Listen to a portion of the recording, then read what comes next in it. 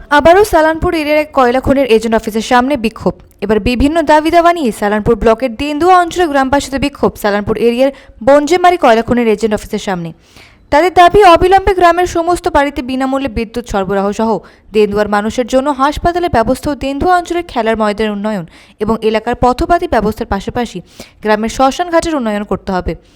মূলত এই কয়েক দফা দাবি জানিয়ে গ্রামের মানুষজন শনিবার দুপুরে দেন্দুয়া এজেন্ট অফিসের সামনে বিক্ষোভ প্রদর্শন করেন। জমা দেওয়া হয় গণস্বাক্ষর সম্মিলিত স্মারকলিপি। পরিস্থিতি সামাল দিতে ঘটনাস্থলে আসে সালানপুর থানার কল্যাণেশ্বরী ফাঁড়ির পুলিশ ও এসিএলের সুরক্ষা বাহিনী।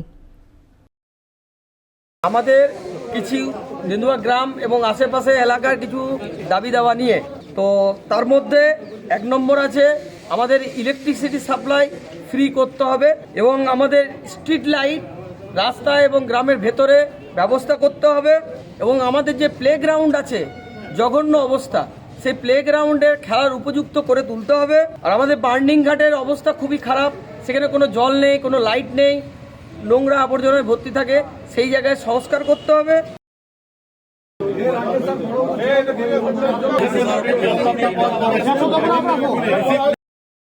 সঞ্জয় যাদব, 99 নিউজ বাংলা, আসানসোল।